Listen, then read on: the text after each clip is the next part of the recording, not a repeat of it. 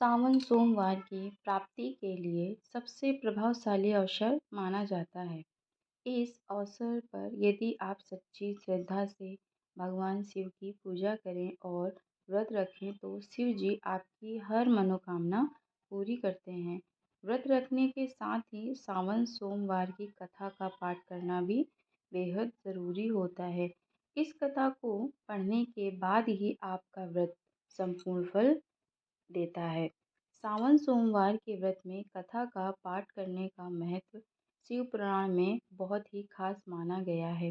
मान्यता है कि जो लोग सावन सोमवार का व्रत करते हैं उनको विधि विधान से पूजा करने के बाद व्रत का पाठ भी करते हैं तो भगवान उनकी हर मनोकामना पूरी करते हैं।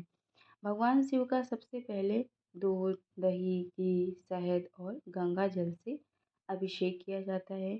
फिर विधि विधान से पूजा करने के बाद सावन सोमवार के व्रत की कथा का पाठ करने से आपका व्रत संपूर्ण फल देता है और पूजा अच्छे से संपन्न होती है।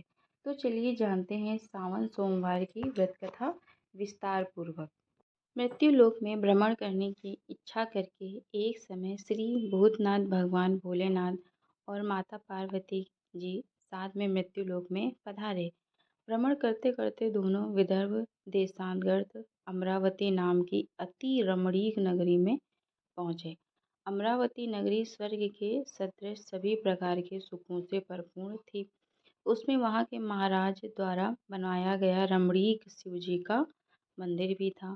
भगवान शंकर भगवती माता पार्वती के साथ इस मंदिर में निवास करने लगे। एक समय माता पार्वती जी भगवान भोलेनाथ को प्रसन्न देखकर बोली, हे महाराज, आज तो हम दोनों चौसर खेलेंगे। शिवजी ने प्राण प्रिय की बात को मान लिया और चौसर खेलने लगे। उसी समय मंदिर का पुजारी ब्राह्मण मंदिर में पूजा करने आया।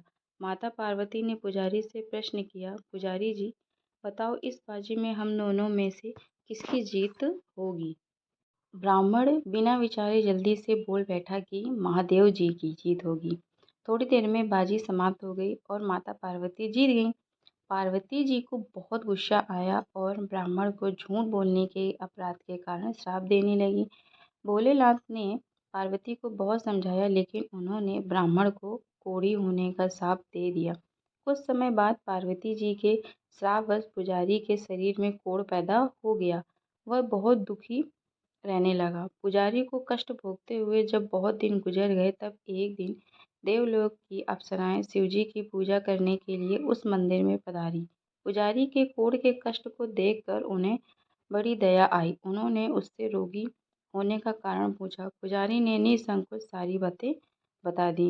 वे अप्सराएं बोली, हे पुजारी, अब तुम अधिक दुखी मत होना। सावन का सोमवार व्रत भक्ति भाव से करो।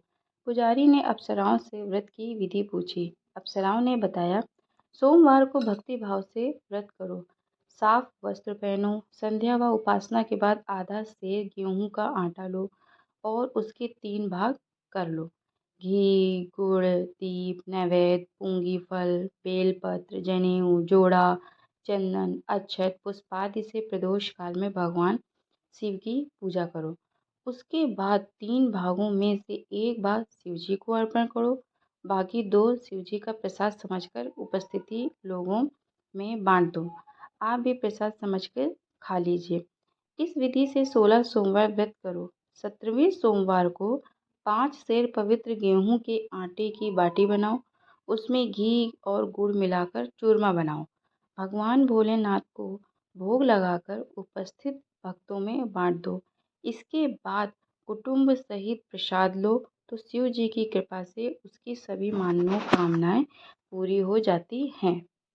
ऐसा कहकर अप्सराएं स्वर्ग को चली गईं।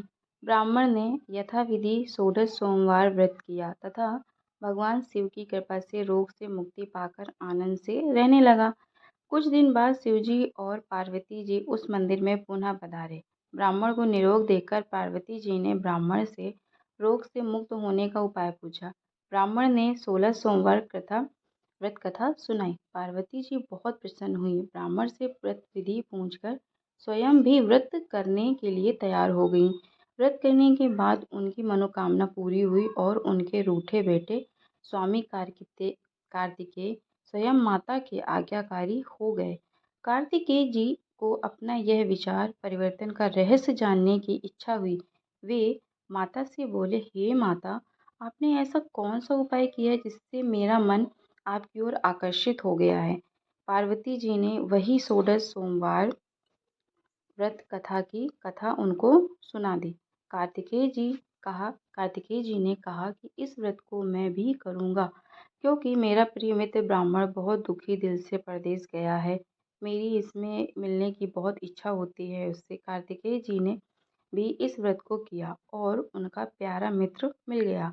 मित्र ने इस आकस्मिक मिलन का भेद पूछा तो कार्तिकेय जी बोले, हे मित्र, हमने तुम्हारे मिलन की इच्छा करके 16 सोमवार का व्रत किया था।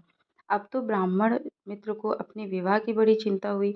उसने कार्तिकेय जी से व्रत की विधि पूछी और यथाविधि व्रत किया। इस प्रकार से जो मनुष्य 16 सोमवार के व्रत को श्रद्धापूर्वक करता है, उसकी सभी मनोकामनाएं भगवान शिव जी की कृपा से पूर्ण होती हैं और माँ पार्वती का आशीर्वाद प्राप्त होता है और उसे मोक्ष की प्राप्ति होती है। बोलो भगवान भोलेनाथ की और माता पार्वती की जय।